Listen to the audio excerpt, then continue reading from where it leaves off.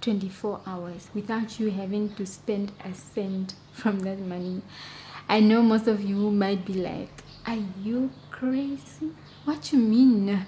Money on my account for 24 hours? That is basically a day of me not using my money.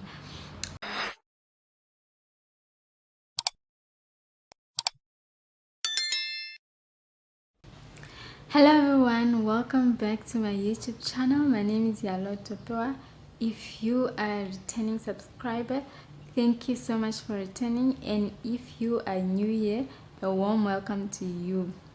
So today we are going to talk about financial wellness, and I believe I'll try my level best to make sure that I use simpler terms and not use the financial terms, so that nobody is left out, actually, so we are all on the same page. Yes, so let me first start off by defining what is financial wellness. So basically, financial wellness is the ability to live within your means and manage your money in a way that gives you peace of mind. So, which is basically to balance your income and expenses by staying out of debt while saving for the future.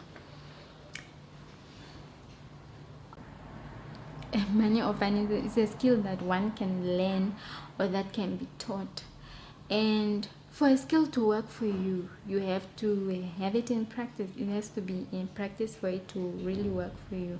So for you to build that good financial wellness, then you have to practice good money habits as well. For it to work for you, you have to have good money habits, or otherwise, even if you have the skill but then you are not practicing the skill that you have, the good habits that you know of, then it will not work for you.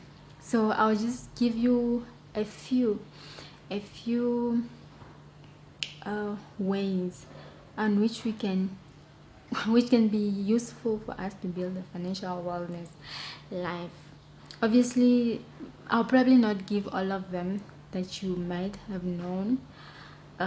If you know of any that I might leave out, then you can as well just edit on the comments down below. But for now, today I'll give you 7 of them. I'll give 7 of them that I'm aware of. Yeah, I'll give 7. And the first way that is helpful for you to build financial wellness is to keep track of your money. I love this other statement that says it's always best that we tell our money where to go instead of us asking ourselves, like, where did my money go? Like, why don't you tell your money where to go? That is basically by having a budget in place. So I don't really know, like, what will be the excuse of you not having a budget. If there are a lot of samples on the internet for budgets, you can try any of them, and the best way of you having that budget is having it in different ratios. Like, have like 60 or 50%, which will be your needs. Those are things that are necessary for you to live. Those you cannot live out, so your needs should be on high percentage on your budget, and then should include now the ones can be the next percentage, which can be either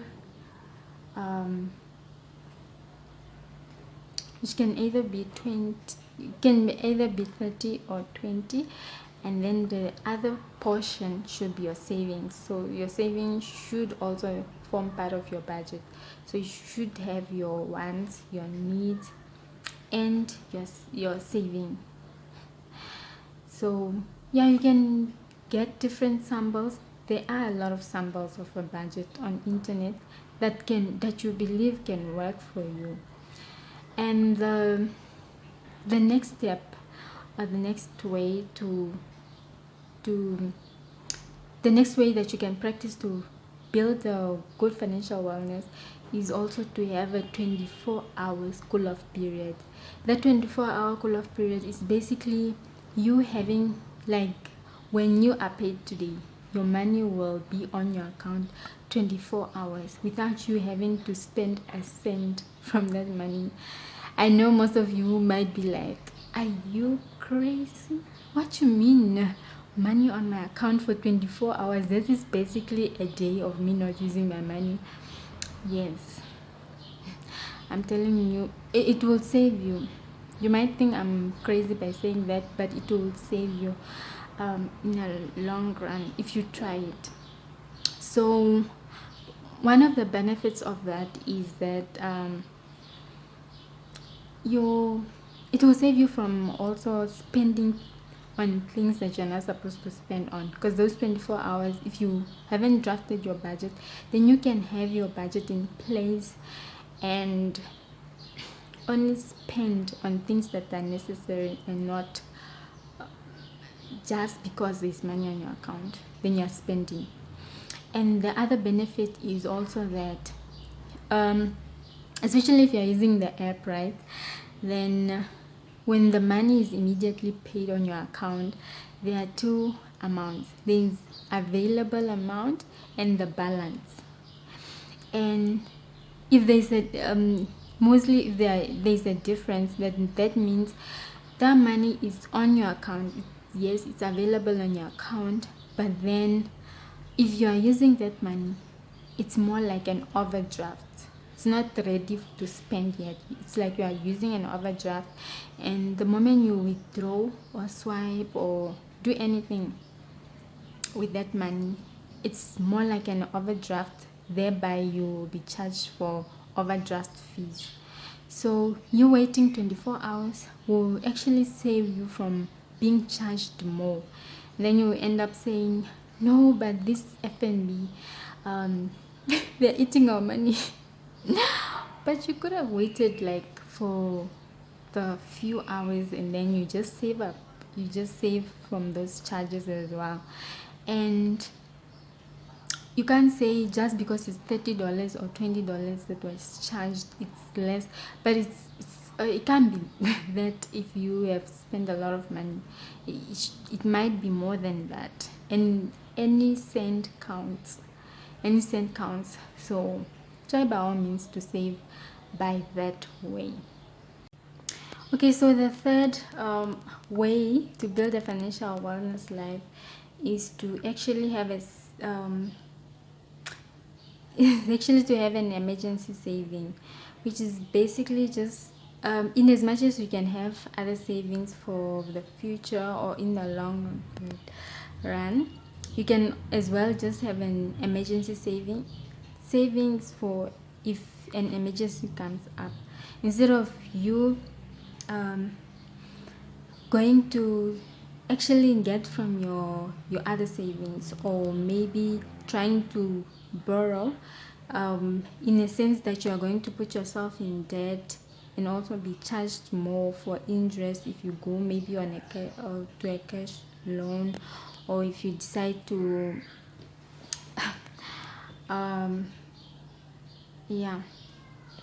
to try any other way of getting that money that you need for an emergency. So it's always best that you have an emergency fund, emergency saving for all the emergency expenses that you have in future. Okay, and the fourth one I would say is to save up for big purchases. Like maybe you want to buy a TV, you want to buy a couch. It's always best to save up for those things so that you don't end up buying things on account whereby you have now to pay double the amount you are to pay if you pay cash, or maybe if you lay by the item. So yeah, and I would just also at this point I'll also say that being told that you qualify for an item doesn't really mean that you can afford it. qualifying doesn't mean you can afford it. You can qualify for something, buy it, but then you end up drowning in debt, which is not a good, which is not a if you are not well financially that way, if you are drowning in debt. Yes. So I also now add like the fifth one. To build a good financial wellness is also to have a side hustle. I know people say business is not for everyone. I don't know about that. I would say maybe I tried about 5 side hustles. I'm not including YouTube. A side hustle that works for you, then you can go for it. And the second last one is basically to lower your monthly bills, whereby you can cook at home. Like you buy food to cook at home, so you don't have to be buying um, cooked food, so you save. And also to have lunchbox for work and negotiate some prices as well. um, and I would say the last one is actually to avoid debit cards. I remember there was a time I was told like to go and collect one. I didn't know. I actually probably selected it by mistake, or ordered it by mistake, and then the same day I was like, "There's no way I'm not gonna use this." So I gave it to be returned immediately because I really didn't see the use of a debit card. So thank you so much for watching. If you don't agree with any of us, I hope at least you'll get something from my video. I'll see you in the next video. Thank you so much for watching. Bye.